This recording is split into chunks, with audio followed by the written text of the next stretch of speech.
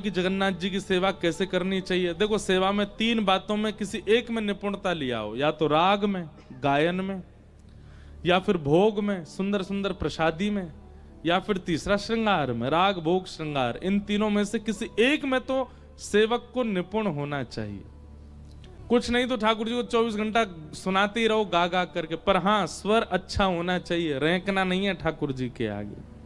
अगर किसी का स्वर बढ़िया नहीं है और वो दिनों रात सुनाए सुनाए जाए, पता चली बेचारा सुबह किसी दिन उठेगा ठाकुर जी वहां से अंतर ध्यान हो गए, बोले भैया इससे बढ़िया रूखी रोटी चल जाएगी, पर तेरा स्वर नहीं भा रहा है हमको।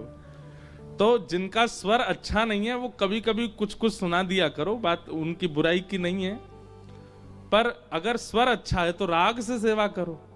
राग नहीं कर सकते तो भोग, ठाकुर जी को सुंदर सुंदर व्यंजन बना करके पवाओ, और नहीं तो श्रृंगार। इन तीन में से किसी एक में निपुणता चाहिए, चाहे आप किसी की भी सेवा करो।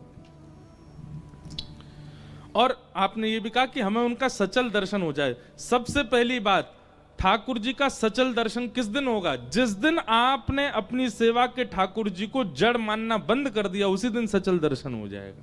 आप उनको जड़ मान रहे हो, इसीलिए तो सचल नहीं हो रहे हो। आपको ये लगता है जगन्नाथ जी तो काष्ठ की मूर्ति हैं, ये तो दारू ब्रह्म हैं, ये तो ऐसे हैं, अरे इनको कहीं भी धर दो, सर्दी, इनको थोड़ी सर्दी लगती, इनको थोड़ी गर्मी लगती। आप जिस दिन अपने ठाकुर जी के प्रति ये भावना खत्म कर देंगे कि ये जड़ हैं, उसी दिन सचल ठाकुर जी कोई ना कोई लीला करने लग जाएंगे। हमारे गिरधरलाल जी बड़ी लीला करते हैं।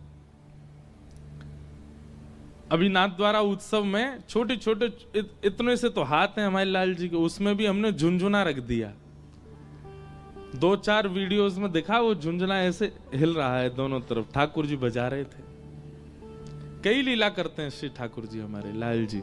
ये कब करते हैं ठाकुर जी? ऐसी प्रकट भाव कब प्रारंभ कर देते हैं? आपके द्वारिकाधीश जी, उनके तो कई वीडियोस आ जाते हैं, कभी मोर पे छिल रहा है, कभी कुछ कर रहे हैं, कभी कुछ। कब?